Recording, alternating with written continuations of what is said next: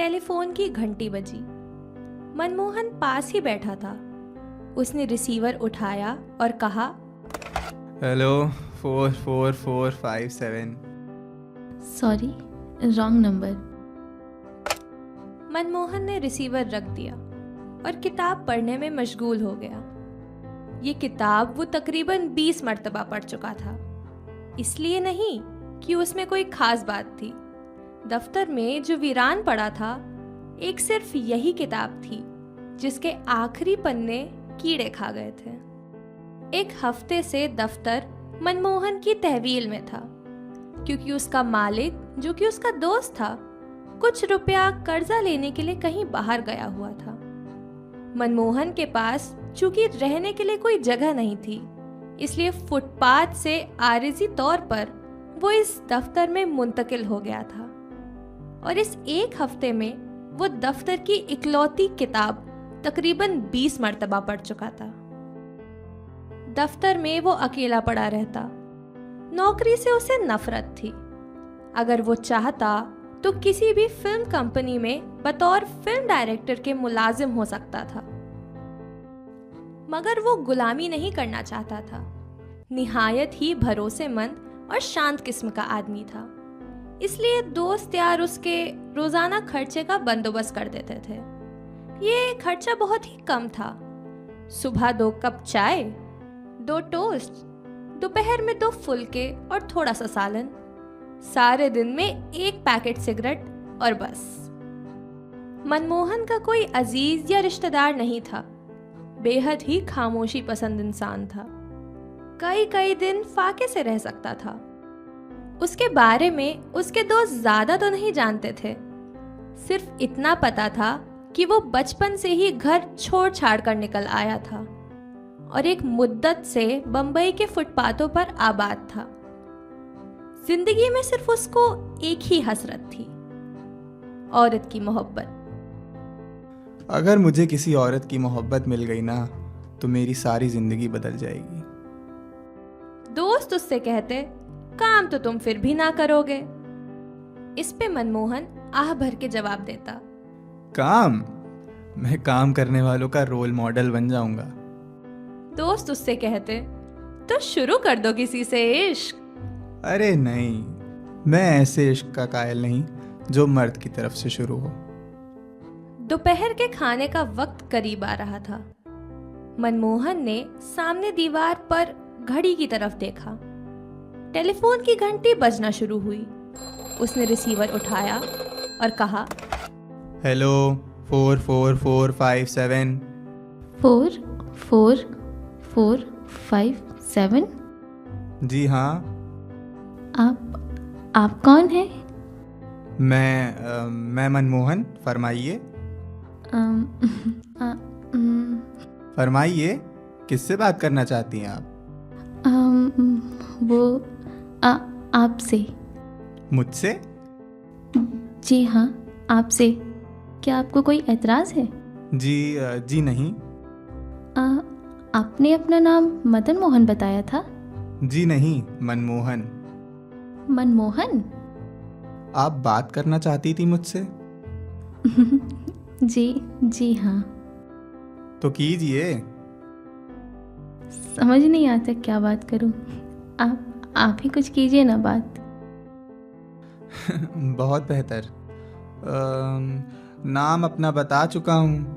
आर्जी तौर पर ठिकाना मेरा ये दफ्तर है। पहले फुटपाथ पर सोता था, अब 1 हफ्ते से इस दफ्तर के बड़ी सी मेज पर सोता हूँ। फुटपाथ पर क्या आप बिस्तर लगा के सोते थे? इससे पहले कि मैं आपसे मजीद गुफ्तगू करूं, मैं ये बता देना चाहता हूं कि मैंने कभी झूठ नहीं बोला। फुटपाथों पर सोते मुझे एक ज़माना हो गया है। ये दफ्तर तकरीबन 1 हफ्ते से मेरे कब्जे में है। आजकल ऐश कर रहा हूँ। कैसे ऐश? ऐश ऐसे कि एक किताब मिल गई थी यहाँ से। आखिरी पन्ना गुम है, लेकिन मैं इसे 20 मर्तबा पढ़ चुका हूँ। पूरी किताब कभी हाथ लगी तो मालूम होगा हीरो हीरोइन के इश्क का अंजाम क्या हुआ। आप बड़े दिलचस्प आदमी हैं। आपकी जर्रा नवाजी है। आपका शक्ल क्या है? शक्ल? मेरा मतलब है आप करते क्या हैं? क्या करता हूँ? कुछ भी नहीं। एक बेकार इंसान क्या कर सकता है? सारा दिन आवारागर्दी करता हूँ, रात को सो जाता हूँ। और ये ज़िंदगी आपको अच्छी लगती है?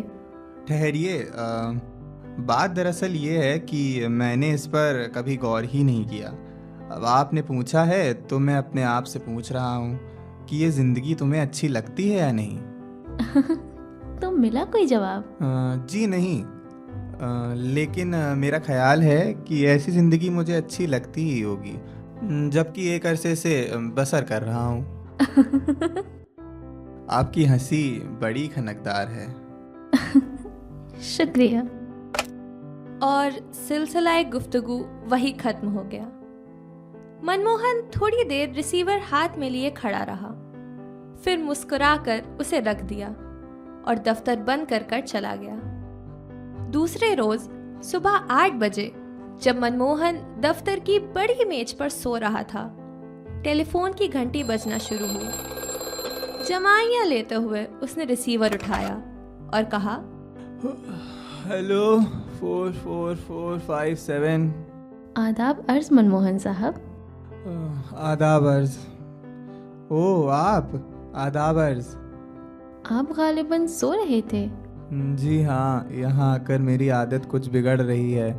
वापस फुटपाथ पर गया तो बड़ी मुसीबत हो जाएगी। क्यों? क्योंकि वहाँ सुबह 5 बजे से पहले उठना पड़ता है। वैसे कल आपने एकदम से टेलीफोन क्यों बंद कर दिया था? कल आपने मेरी हंसी की तारीफ क्यों की थी? लो साहब, ये भी अजीब बात कही आपने। कोई चीज़ जो खूबसूरत हो तो उसकी तारीफ नहीं करनी चाहिए। बिल्कुल नहीं। ये शर्त आप मुझ पर लागू नहीं कर सकती। मैंने आज तक कोई भी शर्त अपने ऊपर लागू नहीं होने दी। आप हंसेंगी तो मैं तारीफ तो ज़रूर करूँगा। मैं टेलीफोन बंद कर दूंगी। बड़े शौक से। आपको मेरी नाराज़गी का कोई ख्याल नहीं? मैं सबसे पहले अपने आप को नाराज़ नहीं करना चाहता। अगर मैं आपकी हंसी की तारीफ ना करूं तो लोग मेरी पसंद पर उंगलियां उठाने लगेंगे। ये पसंद मुझे बहुत अजीज इसको है। वहाँ रख दो। नाना, कूड़ा उधर से निकालो ना। माफ़ कीजिएगा, मैं अपनी मुलाजिमा से कुछ कह रही थी। तो आपको आपकी पसंद बहुत प्यारी है। अच्छा ये बताइए, आपको किस चीज़ का शौक है? यानी कोई शक्ल, कोई काम। मेरा मतलब है आपको क्या आता है? काम तो मुझे कोई नहीं आता, बस फोटोग्राफी का थोड़ा बहुत शौक है। अरे वाह, ये बड़ा अच्छा शौक है। इसकी अच्छाई या बुराई का मैंने कभी नहीं सोचा। तो कैमरा तो आपके पास बहुत अच्छा होगा। अरे नहीं, मेरे पास अपना कोई कैमरा नहीं है। दोस्त से मांगकर शौक पूरा कर लेता हूँ बस। अगर मैंने कभी कुछ कमाया तो एक कैमरा मेरी नज़र में है, वो ज़रूर खरीदूंगा। कौन सा कैमरा? रिफ्लेक्स कैमरा है, मुझे बहुत पसंद है। मैं कुछ सोच रही थी। क्या? आपने मेरा ना नाम पूछा, ना फ़ोन नंबर दरियाफ्त किया। क्योंकि मुझे इसकी कोई ज़रूरत ही नहीं महसूस हुई। क्यों? नाम आपका कुछ भी हो, क्या फ़र्क पड़ता है? आपको मेरा नंबर मालूम है, बस इतना काफ़ी है। अगर आप चाहेंगी कि मैं आपको टेलीफोन करूं, तो नाम और नंबर बता दीजिएगा। मैं नहीं बताऊंगी। लो साहब, ये भी खूब रहा। जब मैं आपसे पूछूंगा ही नहीं तो बताने ना बताने का सवाल ही कहाँ पैदा होता है। आप अजीबो गरीब आदमी हैं। जी हाँ, कुछ ऐसा ही आदमी हूँ। आप फिर कुछ सोचने लगी? जी हाँ, कोई और बात इस वक्त सूझ नहीं रही थी। तो टेलीफोन बंद कर दीजिए। आप बहुत रूखे आदमी हैं। टेलीफोन बंद कर दीजिए। लीजिए, रखती हूँ। मनमोहन ने रिसीवर रख दिया और मुस्कुराने लगा। आधे घंटे के बाद जब मनमोहन हाथ धोकर कपड़े पहनकर बाहर निकलने के लिए तैयार हुआ तो टेलीफोन की घंटी बजी। उसने रिसीवर उठाया और कहा, 44457। मिस्टर मनमोहन? जी हाँ, मनमोहन। इरशाद। जी, इरशाद ये है कि मेरी नाराज़गी दूर हो गई है। और इस बात से मुझे बड़ी खुशी हुई है। नाश्ता करते हुए ये ख्याल आया कि आपके साथ बिगाड़नी नहीं चाहिए थी। हाँ, आपने नाश्ता कर लिया? जी नहीं, बाहर निकलने ही वाला था कि आपने टेलीफोन किया। ओह, तो आप जाइए। अरे नहीं नहीं, मुझे कोई जल्दी नहीं है। मेरे पास आज वैसे भी पैसे नहीं हैं, तो ख्याल है कि आज नाश्ता नहीं हो पाएगा। आपकी बातें सुनकर आप ऐसी बातें क्यों करते हैं? मेरा मतलब है, ऐसी बातें आप इसलिए करते हैं क्योंकि आपको दुख होता है? जी नहीं, मेरा कोई दुख दर्द है तो शायद मैं उसका आदी हो चुका हूँ। मैं कुछ रुपए आपको भेज दूँ? भेज दीजिए। पैसों की मदद करने वालों में एक नाम आपका भी शामिल हो जाएगा। जी नहीं, मैं नहीं भेजूंगी। आपकी मर्जी। मैं टेलीफोन बंद करती हूँ। बेहतर। मनमोहन ने रिसीवर रख दिया और मुस्कुराता हुआ दफ्तर से निकल गया। रात को 10 बजे के करीब वापस आया और कपड़े बदलकर मेज पर लेटकर सोचने लगा कि आखिर ये कौन है जो उसे रोज फोन करती है। आवाज से सिर्फ इतना पता चलता था कि जवान है। हंसी बहुत ही खनकदार थी। गुफ्तगू से ये साफ जाहिर है कि पढ़ी लिखी लड़की है। बहुत देर तक वो उसके बारे में सोचता रहा। इधर घड़ी में 11 बजे, उधर टेलीफोन की घंटी बजी और मनमोहन ने रिसीवर उठाया। हेलो। मिस्टर मनमोहन? जी हाँ, मनमोहन। इरशाद? इरशाद ये है कि आज दिन में मैंने आपको कई मर्तबा रिंग किया। कहाँ गायब थे आप? साहब बेकार हूँ, लेकिन फिर भी काम पर जाता हूँ। किस काम पर? आवारागर्दी। वापस कब आए? 10 बजे। अब आप क्या कर रहे थे? मेज पर लेटा आपकी आवाज़ से आपकी तस्वीर बना रहा था। बनी? जी नहीं। बनाने की कोशिश भी ना कीजिएगा, मैं बड़ी बदसूरत हूँ। माफ़ कीजिएगा, अगर आप वाकई बदसूरत हैं तो टेलीफोन बंद कर दीजिए। बदसूरती से मुझे नफ़रत है। ऐसा है तो चलिए, मैं खूबसूरत हूँ। मैं आपके दिल में कोई नफरत नहीं पैदा करना चाहती। कुछ सोचने लगी आप? जी नहीं, मैं आपसे पूछने वाली थी कि सोच लीजिए अच्छी तरह। मैं आपको गाना सुनाऊं? ओह, तो आप गाती भी हैं? जी जी ज़रूर। जी, फिर मैं सुनाती हूँ, ज़रा ठहरिए। तुम्हारी चुप और हमारा लहजा कभी मिलेंगे तो बात होगी। हमारी आँखें, तुम्हारा चेहरा कभी मिलेंगे तो बात होगी। वाह वाह, क्या बात है, बहुत खूब। शुक्रिया।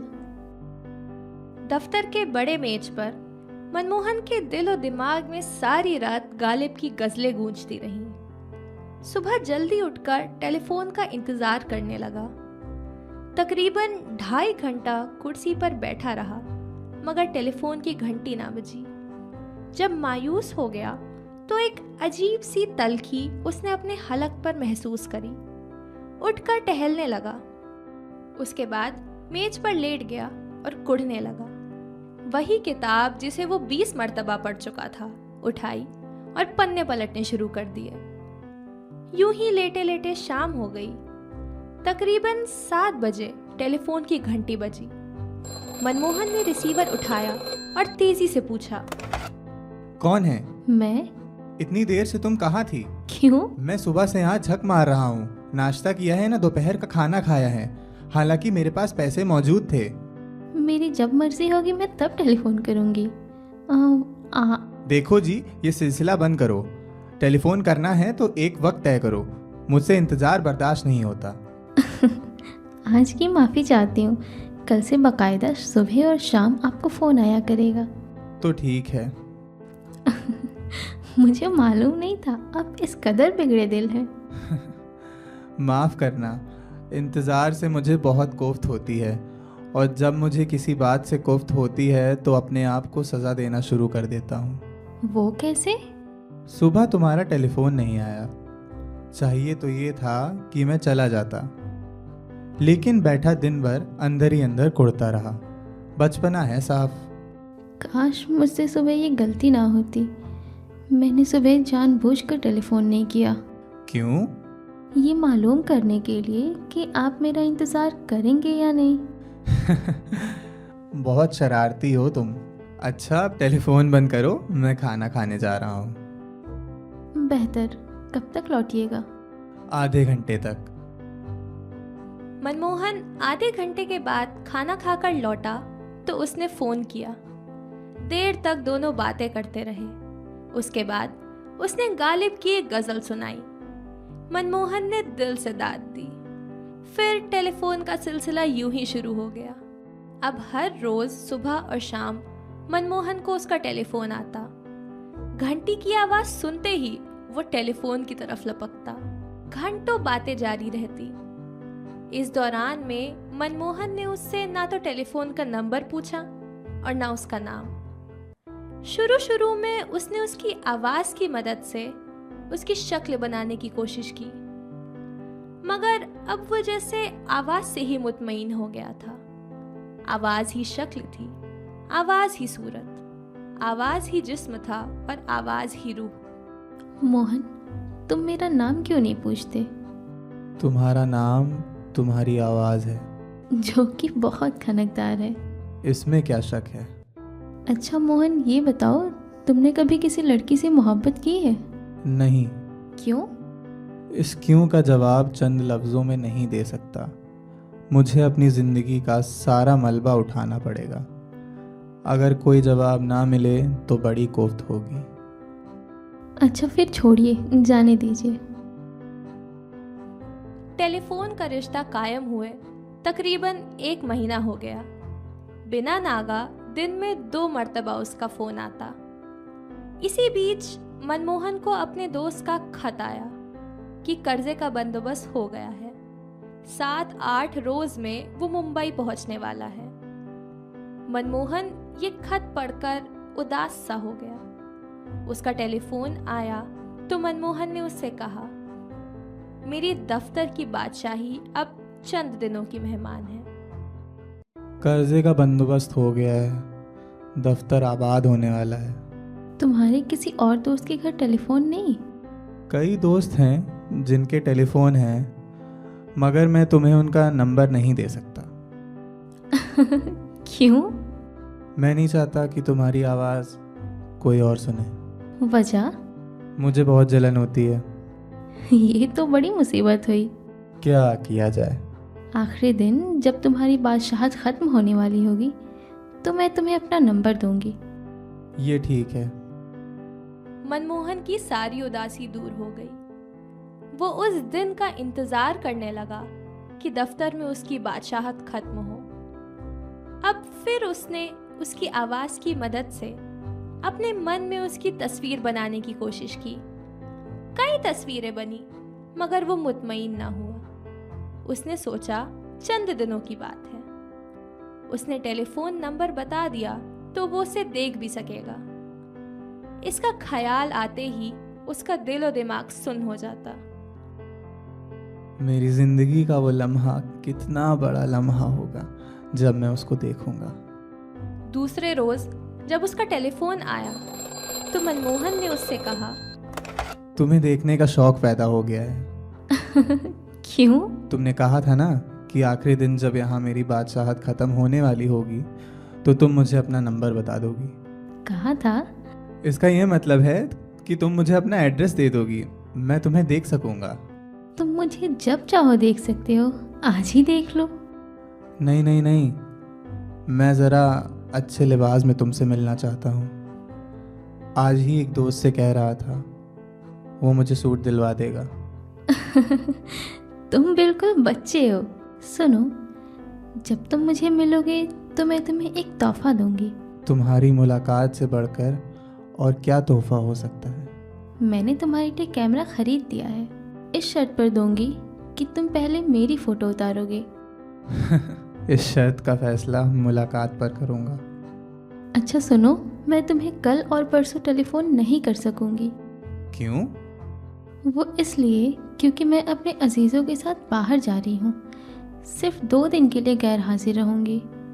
मुझे माफ़ कर देना। ये सुनने के बाद मनमोहन सारा दिन दफ्तर में ही रहा। दूसरे दिन सुबह उठा तो उसने बुखार महसूस किया। सोचा कि ये बुखार की वजह शायद उसका टेलीफोन ना आना है, लेकिन दोपहर तक बुखार तेज हो गया।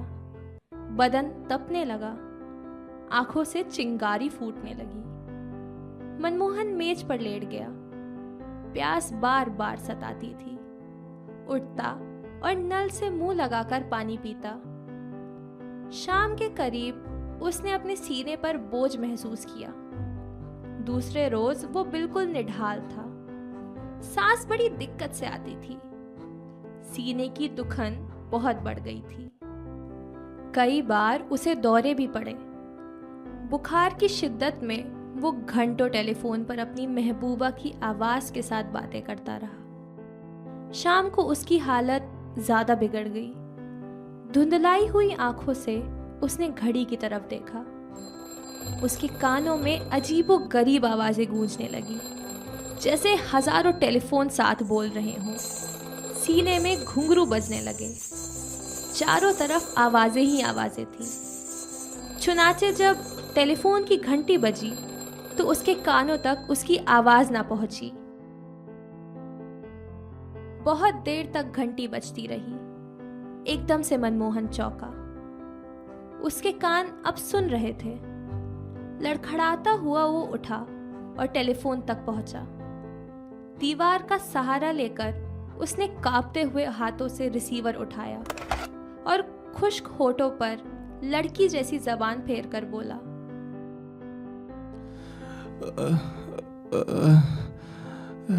हेलो। हेलो मोहन, जरा ऊंची बोलो। हाँ मोहन। मैं जल्दी आ गई। बड़ी देर से तुम्हें रिंग कर रही हूँ। कहाँ थे तुम?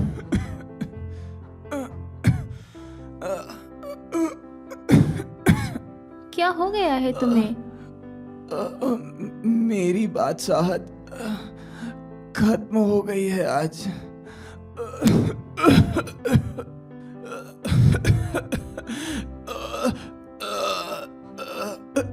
उसके मुंह से खून निकला और एक पतली लकीर की सूरत में गर्दन तक दौड़ता चला गया। मेरा नंबर नोट कर लो, 50314 50314।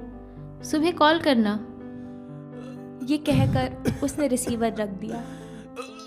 मनमोहन औंधे मुंह टेलीफोन पर गया। उसके मुंह से खून के बुलबुले फूटने लगे।